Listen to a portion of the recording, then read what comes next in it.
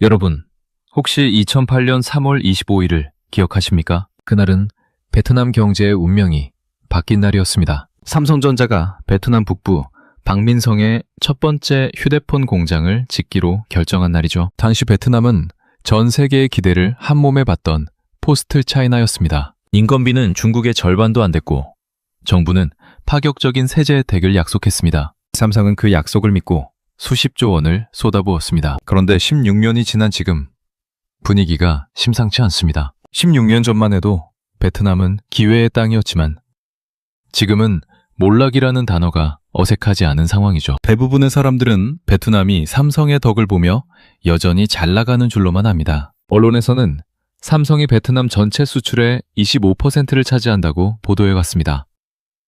GDP의 4분의 1을 책임지는 동반자라는 수식어가 늘 따라다녔죠. 하지만 2026년 현재 우리가 마주한 진실은 전혀 다른 방향을 가리키고 있습니다. 실제로 삼성전자의 베트남 수출 비중은 약 18% 수준으로 눈에 띄게 하락했습니다. 과거의 영광에 비하면 그 위상이 예전만 못하다는 사실을 숫자가 증명하고 있죠. 베트남 정부는 수출 품목이 다변화된 결과라고 애써 자위하고 있습니다. 하지만 속내를 들여다보면 삼성이 서서히 발을 빼고 있다는 신호가 곳곳에서 감지되거든요. 이것이 바로 끈끈해 보이던 관계에 생긴 깊고 날카로운 균열의 시작입니다. 첫 번째 충격은 바로 우리가 당연하게 생각하는 전력 문제입니다. 공장이 돌아가려면 전기가 핵심인데 베트남 북부의 상황은 참담하기 그지없습니다. 작년부터 시작된 사상 초유의 정전 사태는 2026년인 지금까지도 현재 진행형이죠. 기온이 40도를 넘나드는 폭염 속에서도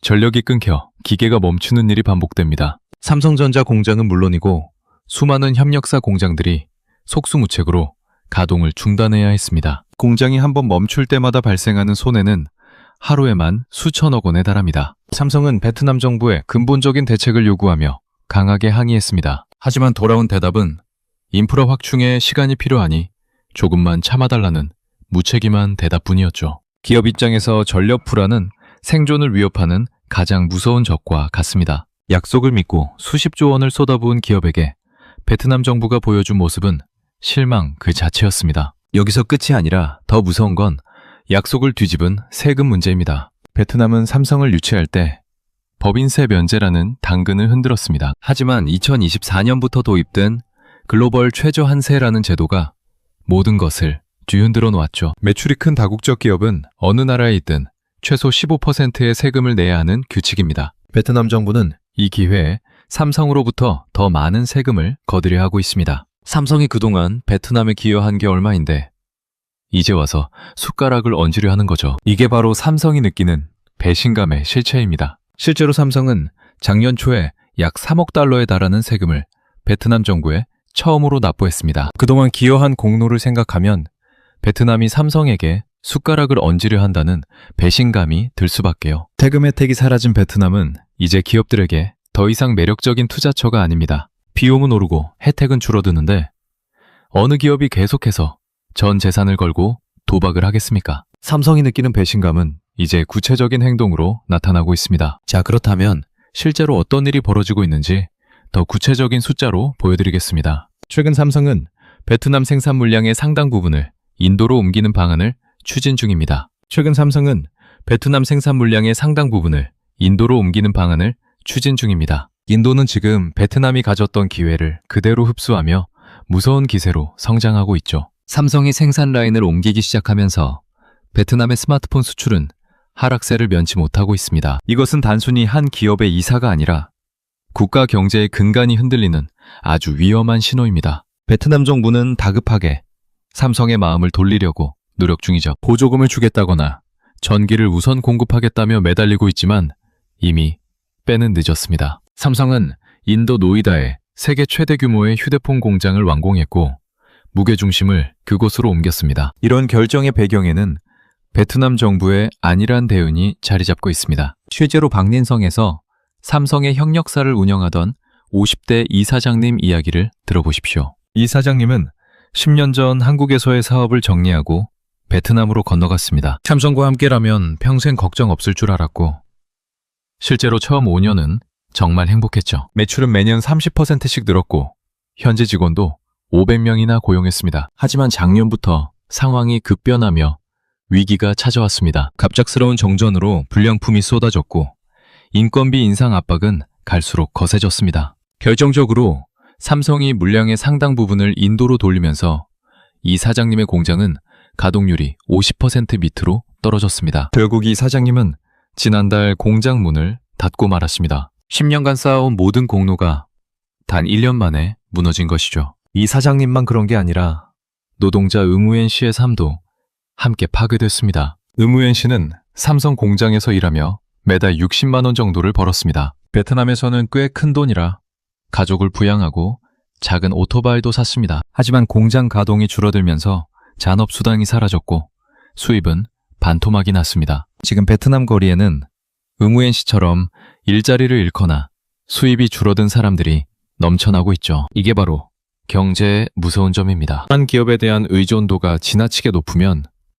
국가 전체가 흔들리거든요. 베트남은 삼성이 영원히 자신들 곁에 머물 줄 알았습니다. 전력 인프라 확충도 미뤘고 세제 혜택 약속도 지키지 않았습니다. 하지만 기업은 냉정하며 이익이 나지 않으면 언제든 짐을 쌉니다. 삼성이 떠나면 그 밑에 있는 수천 개의 협력사도 줄줄이 떠나게 되죠. 그러면 부동산 가치는 폭락할 수밖에 없습니다. 삼성 공장 주변에 지어진 수만 채의 아파트와 상가들이 유령 도시로 변하고 있거든요. 실제로 박린성의 상가 공실률은 1년 사이에 20% 이상 급증했습니다. 투자자들이 빠져나간 자리는 적막감만 흐르고 있습니다. 더 무서운 건 이 문제가 한국 경제에도 큰 영향을 미친다는 사실입니다. 베트남 경제가 무너지면 우리 수출길도 막히는 것이죠. 베트남은 더 이상 안전한 투자처가 아니라는 사실을 명심해야 합니다. 삼성의 배신이 아니라 베트남의 오만함이 불러온 비극입니다. 삼성의 배신이 아니라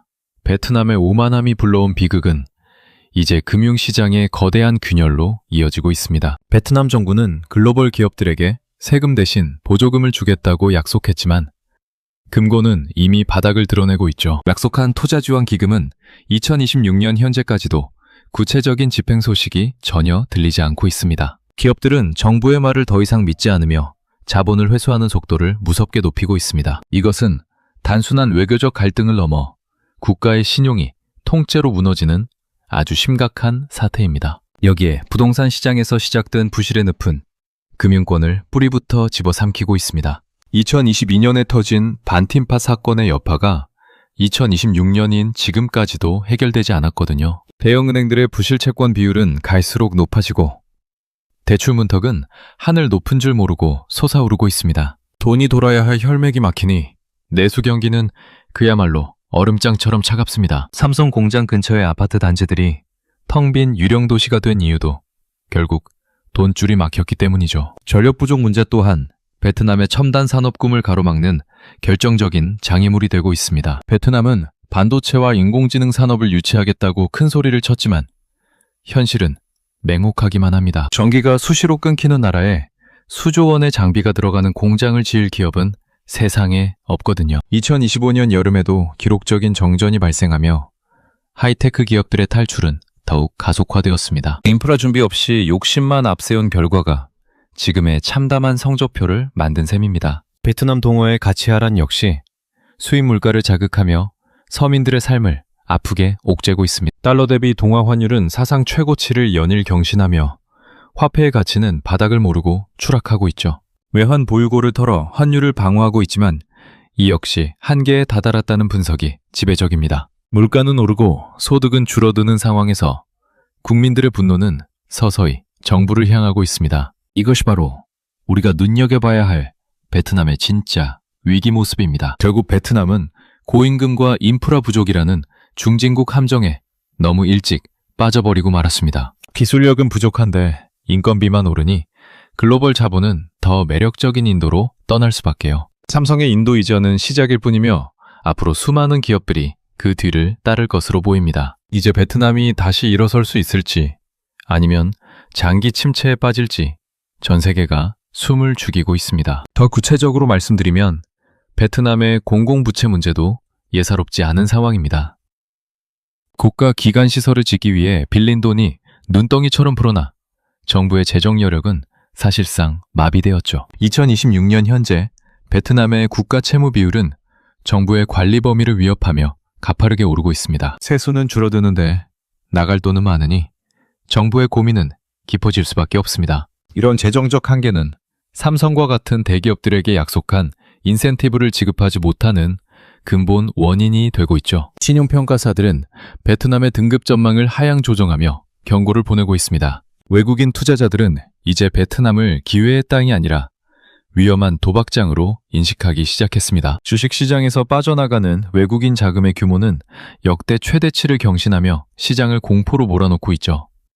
한때 아시아의 호랑이라 불리던 기세는 온데간데 없고 상처 입은 짐승처럼 신음하고 있는 상황입니다. 이 모든 것이 지난 10년간의 성장에 취해 미래를 준비하지 않은 베트남의 자업자득입니다. 우리가 목격하는 것은 단순히 한 나라의 불황이 아니라 잘못된 경제 모델의 종말입니다. 우리가 목격하는 것은 단순히 한 나라의 불황이 아니라 잘못된 경제 모델의 종말입니다. 이러한 베트남의 침체는 단순히 남의 나라 이야기가 아니라 우리나라 경제에도 아주 심각한 영향을 미치고 있죠. 우리나라 전체 수출의 상당 부분이 베트남을 통해 전 세계로 나가기 때문에 수출길 자체가 막히는 것과 다름없거든요. 반도체나 디스플레이 같은 중간재 수출 비중이 높은 우리나라는 베트남 공장이 멈추면 곧바로 타격을 받습니다. 실제로 최근 통계를 보면 대베트남 수출액은 전년 대비 10% 이상 줄어들며 수출 전선에 경고등이 켜졌죠. 우리 기업들이 베트남에 세운 공장들의 가동률이 떨어지면 국내 부품업체들도 줄줄이 도산 위기에 처하게 됩니다. 이것이 바로 공급망 의존도가 높은 경제 구조가 가진 가장 취약한 지점이며 우리가 지금 당장 대책을 세워야 하는 이유입니다. 여러분, 이제는 정말 냉정하게 판단해야 할 시간이에요. 혹시 여러분의 투자 계좌에 베트남 펀드나 관련 주식이 담겨 있진 않은지 지금 바로 확인해 보세요. 과거의 높은 수익률과 장밋빛 전망만 생각하며 여전히 설마하고 기다리는 분들이 많죠. 하지만 자본시장은 이미 베트남의 성장 동력이 멈췄다는 사실을 감지하고 빠르게 자금을 회수하고 있습니다. 이미 삼성이 인도와 북미 시장으로 무게중심을 옮긴 것처럼 우리 개인 투자자들도 이제는 탈출 전략을 실행해야 하죠. 더 큰 손실을 막기 위해 과감하게 결단하는 용기도 필요한 법이죠. 시장의 흐름을 억지로 거스르려 하지 말고 거대 자본이 흘러가는 방향을 차분히 따라가야 합니다. 가장 먼저 해야 할 일은 베트남 관련 자산의 비중을 과감하게 줄이는 것이죠. 베트남 펀드나 현지 지수를 추정하는 상장 지수 펀드가 전체 포트폴리오의 20%를 넘는다면 지금이 바로 비중 조절의 최적기죠. 대신 삼성이 새로 둥지를 트는 인도 시장이나 공급망 재편의 수혜를 입는 북미 시장으로 눈을 돌려야 해요. 인도는 거대한 내수 시장과 강력한 인프라 확충 의지를 가진 나라로 베트남이 가졌던 지위를 빠르게 물려받고 있습니다. 한 국가에 올인하는 투자가 얼마나 위험한지 이번 삼성 사례를 통해 우리는 뼈저리게 느끼고 있죠. 자산은 철저히 나누고 위험은 여러 국가와 자산으로 분산하는 것이 투자의 기본이라는 사실을 절대 잊지 마세요. 모르는 게 약이라는 말은 투자의 세계에서는 절대 통하지 않는 거짓말이에요. 아는 것이 힘이고 소중한 내 자산을 지키는 유일한 방패가 됩니다. 베트남은 이제 더 이상 우리가 알던 기회의 땅이 아니며 삼성의 생산기지 이전은 걸을 수 없는 흐름이죠. 이 위기를 새로운 기회로 바꾸려면 지금 당장 여러분의 자산 구성을 재점검하고 행동해야 하죠. 머뭇거리다가는 자본의 썰물을 모두 빠져나간 뒤에 홀로 남겨져 큰 고통을 겪습니다. 당신의 자산은 누구도 대신 지켜주지 않으며 지금이 바로 그 결단을 내려야 할 아주 중요한 순간입니다. 기업들은 이제 인건비가 싼 곳이 아니라 전력이 안정적이고 약속을 지키는 나라를 찾아 떠나고 있어요. 기업들은 이제 단순히 인건비가 싼 곳이 아니라 전력이 안정적이고 약속을 지키는 나라를 찾아 떠나고 있습니다. 그 중심에 바로 인도가 있죠. 인도는 지금 30년 전의 중국과 같은 폭발적인 성장을 보여주고 있어요. 삼성이 인도 노이다에 세계 최대 규모의 스마트폰 공장을 지은 것은 결코 우연이 아닙니다. 14억 명이 넘는 거대한 인구는 그 자체로 어마어마한 소비시장이거든요. 베트남이 전력난으로 허덕일 때 인도는 공격적인 투자를 통해 인프라를 탄탄하게 구축해왔습니다. 인도는 생산 연계 인센티브라는 파격적인 제도를 도입해 기업들을 유혹하고 있죠. 인도 현지에서 물건을 생산하면 매출의 일정 부분을 현금으로 직접 돌려주겠다는 약속입니다. 베트남 정부가 세금을 더 거두려 고민할 때 인도는 오히려 돈을 쥐어주며 기업을 모셔간 셈이죠. 2026년 현재 삼성의 스마트폰 생산량 중 인도가 차지하는 비중은 이미 베트남을 추월할 기세로 빠르게 올라오고 있습니다. 인도 정부는 반도체와 디스플레이 같은 첨단 산업에도 수십조 원의 보조금을 쏟아붓고 있어요. 기술력이 필요한 미래 산업을 자국 땅에 뿌리내리게 하려는 야심찬 계획이죠. 삼성이 인도 공장을 단순 조립기지가 아닌 핵심 전략 거점으로 삼은 이유이기도 합니다. 현지에서 제품을 만들어 거대한 내수 시장을 선점하고 전 세계로 수출하는 그림을 그린 것이죠. 인도의 젊은 노동력은 베트남보다 훨씬 풍부하며 교육 수준 또한 해마다 가파르게 올라가고 있습니다. 물론 인도 투자가 장밋빛 미래만 있는 것은 아니에요. 복잡한 행정 절차와 지역마다 다른 규제는 여전히 우리 기업들이 풀어야 할 숙제이긴 하죠. 하지만 베트남이 보여준 오만함과 인프라 부족에 비하면 인도는 훨씬 예측 가능한 파트너로 성장하고 있습니다. 글로벌 자본은 이제 베트남 펀드에서 돈을 빼서 인도 펀드로 대거 이동하고 있는 상황이죠. 실제로 인도 증시는 최근 몇 년간 사상 최고치를 경신하며 전 세계 투자자들의 뜨거운 관심을 받고 있습니다. 삼성이 움직이면 수많은 협력사도 함께 움직인다는 사실을 잊어서는 안 돼요. 수천 개의 한국 기업들이 이미 인도 공장을 짓거나 이전을 서두르고 있죠. 이것은 거대한 공급망의 대이동이며 새로운 부의 기회가 열리는 역사적인 순간입니다. 베트남의 침체를 보며 슬퍼만 할 게 아니라 새로운 기회의 땅인 인도를 철저히 공부해야 하는 이유죠. 인도는 이제 단순한 대안이 아니라 우리 경제의 새로운 엔진이 될 가능성이 매우 큽니다. 새로운 시장에 대한 두려움보다는 철저한 분석과 준비가 필요한 때입니다. 인도의 법률이나 세무 환경은 베트남과는 또 다르기 때문에 신중한 접근이 필요하죠. 하지만 거대한 흐름 자체는 이미 인도로 기울어버렸다는 사실을 부인할 수는 없습니다. 우리 투자자들도 이제는 과거의 고정관념에서 벗어나 포트폴리오의 영토를 넓혀야 할 시기죠. 자본은 이익이 나는 곳을 향해 아주 냉정하게 흐른다는 사실을 다시 한번 기억해야 합니다. 인도는 그 이익을 보장해 줄 수 있는 다양한 카드들을 준비하고 기업들을 기다리고 있어요. 다음 단계에서는 인도 시장 투자의 구체적인 방법들을 하나씩 짚어보겠습니다. 인도 시장 투자의 구체적인 방법들을 하나씩 짚어보겠습니다. 인도는 분명 매력적인 시장이지만 개인 투자자가 직접 주식을 사기에는 제약이 아주 많죠. 그래서 우리는 상장 지수 펀드라는 효율적인 도구를 활용해야 합니다. 국내 증시나 미국 증시에는 인도의 대표 지수인 니프티 50을 추종하는 다양한 상품들이 상장되어 있어요. 인도의 대형주 50개에 분산 투자하는 효과를 누릴 수 있어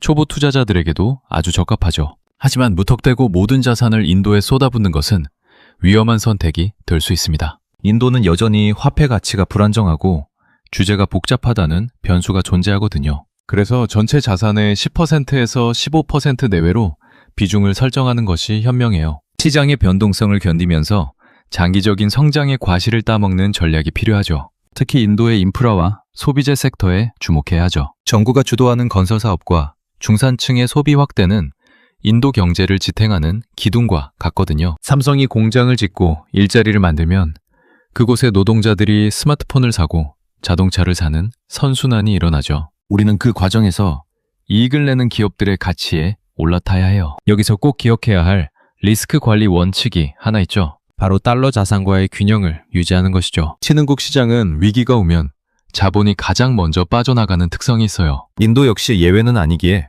자산의 일부는 반드시 달러나 금 같은 안전자산으로 채워두어야 합니다. 그래야 시장이 흔들려도 심리적으로 무너지지 않고 버틸 수 있죠. 또한 정기적인 리밸런싱을 통해 수익이 난 부분은 챙기고 비중이 줄어든 곳은 채워 넣는 부지런함이 필요해요. 베트남에서 경험했듯이 한 나라의 성장은 영원할 수 없습니다. 지금은 인도가 주인공이지만 5년 뒤, 10년 뒤에는 또 다른 국가가 떠오를 수 있거든요. 항상 깨어있는 눈으로 세상을 바라보며 자산의 지도를 고쳐 그려야 하죠. 모르는 분야에 투자하는 것만큼 무모한 일은 없다는 사실을 잊지 마세요. 인도의 정치 상황이나 경제 지표를 꾸준히 살피며 공부하는 태도가 뒷받침되어야 합니다. 단순히 남들이 돈을 벌었다는 소문만 듣고 뛰어들었다가는 큰 손실을 볼 수 있죠. 인도는 현재 주가 수익 비율이 다른 신흥국에 비해 다소 높게 형성되어 있어요. 이는 인도의 미래 성장성에 대한 기대감이 이미 가격에 반영되어 있다는 뜻이기도 하죠.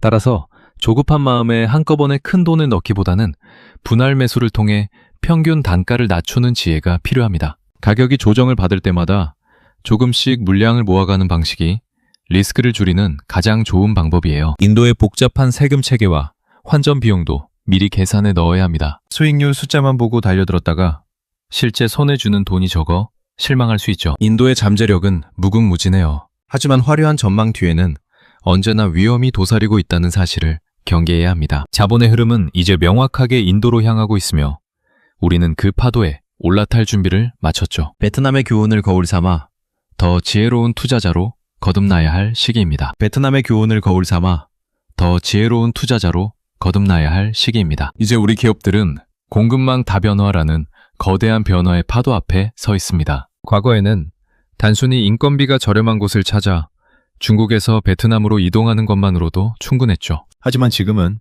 지정학적 리스크와 자국 우선주의가 겹치면서 생존 전략을 새로 짜야 하는 상황이에요. 글로벌 공급망의 중심축이 이동하면서 우리는 차이나 플러스 원 전략을 넘어 다변화의 길로 나아가고 있죠. 베트남에만 올인했던 전략이 독이 되어 돌아온 것처럼 특정 지역에 집중하는 방식은 이제 버려야 해요. 삼성이 인도와 북미로 생산기지를 분산하는 것은 이러한 변화를 가장 명확하게 보여주는 사례입니다. 단순히 비용을 줄이는 차원을 넘어 공급망의 안정성을 확보하는 것이 기업의 최우선 과제가 되었죠. 이런 변화는 우리나라 제조업의 체질 개선을 강력하게 요구하고 있어요. 그동안 우리는 중간재를 베트남에서 조립해 전 세계에 팔아왔습니다. 하지만 베트남의 경쟁력이 떨어지면서 이런 중개무역 방식도 한계에 부딪혔죠. 이제는 단순한 조립 생산이 아니라 독보적인 기술력을 바탕으로 한 고부가가치 산업으로 넘어가야 하죠. 우리 제조업의 미래는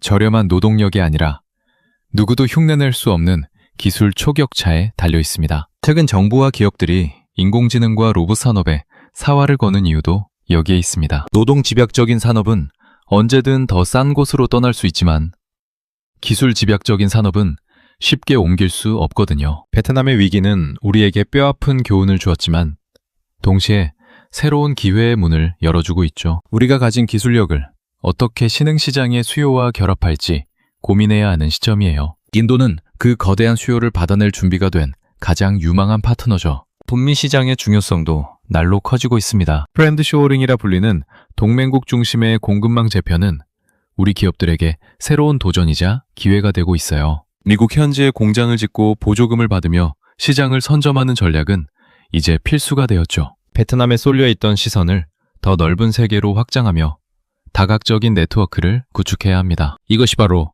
거친 파도 속에서도 우리 경제가 살아남을 수 있는 유일한 방법이죠. 제조업의 위기는 국가 전체의 위기로 번질 수 있다는 사실을 잊지 말아야죠. 지난 수십 년간 우리 경제를 지탱해온 제조업이 무너진다면 미래의 번영도 기대하기 어렵습니다. 정부는 기업들이 혁신할 수 있도록 규제를 풀고 지원을 아끼지 말아야 해요. 기업 또한 과거의 방식에 안주하지 않고 끊임없이 새로운 영토를 개척해 나가야 합니다. 베트남의 침체는 우리에게 멈추지 말고 전진하라는 강력한 경고 메시지를 던지고 있죠. 결국 우리는 더 넓고 깊은 안목으로 글로벌 지도를 다시 그려야 하죠. 베트남에서 얻은 교훈을 바탕으로 더 단단한 공급망을 구축하는 것이 우리의 핵심 과제예요. 이 과정에서 발생하는 혼란을 두려워하지 말고 새로운 질서에 빠르게 적응하는 유연함을 발휘해야 합니다. 이 과정에서 발생하는 혼란을 두려워하지 말고 새로운 질서에 빠르게 적응하는 유연함을 발휘해야 합니다. 이제 우리는 선택의 기로에 서 있습니다. 여전히 설마하며 베트남의 반등을 기다릴 것인가? 아니면 진실을 직시하고 소중한 자산을 지킬 것인가? 결정해야 하죠. 시간은 결코 우리를 기다려주지 않으며 위기는 조용하지만 확실하게 다가오고 있어요. 준비하는 자만이 이 험난한 파도를 넘어 살아남을 수 있습니다. 오늘 당장 여러분이 실천할 수 있는 3가지 행동 강령을 말씀드릴게요. 우선 베트남 비중이 높은 자산은 과감하게 줄여야 합니다. 과거의 높은 수익률에 미련을 두다가 더 큰 손실을 보는 우를 범해서는 절대 안 되죠. 자본의 썰물이 모두 빠져나가기 전에 탈출 전략을 짜는 것이 가장 시급한 과제예요. 대신 삼성이 새로 둥지를 트는 인도나 공급망 재편의 중심지인 북미 시장으로 눈을 돌려보세요. 그곳에 새로운 부의 기회가 분명히 기다리고 있습니다. 둘째로, 한 국가나 한 기업에 올인하는 투자가 얼마나 위험한지 이번 사례를 통해 꼭 기억하십시오. 베트남은 삼성이 영원히 머물 줄 알았지만 기업은 이익을 찾아 언제든 떠나는 냉정한 존재죠. 여러분의 포트폴리오 역시 철저하게 분산하여 리스크를 관리해야 해요. 특정 지역에 쏠린 투자는 예기치 못한 정전사태나 정책 변화 같은 변수 앞에 속수무책으로 무너질 수 있거든요. 분산 투자는 수익을 극대화하는 것보다 내 소중한 원금을 지키면 가장 확실한 방패가 되어줄 거죠. 셋째로, 뉴스와 숫자에 가려진 실체를 꿰뚫어보는 공부를 멈추지 마십시오. 모르는 게 약이라는 말은 투자의 세계에서는 가장 위험한 독약과 같습니다. 언론의 장밋빛 보도 뒤에 숨겨진 전력난과 세금 문제 같은 팩트를 직접 확인하는 습관을 가져야 하죠. 팩트체크가 전해드리는 최신 경제 정보들을 나침반 삼아 매일 조금씩이라도 세상을 읽는 눈을 키워보세요. 스스로 판단하고 결정할 수 있는 힘을 가질 때 비로소 진정한 경제적 자유에 가까워질 수 있습니다. 베트남의 위기는 우리에게 뼈아픈 교훈을 주었지만 준비된 투자자에게는 새로운 도약의 발판이 될 수 있죠. 삼성의 인도 이전이라는 거대한 흐름을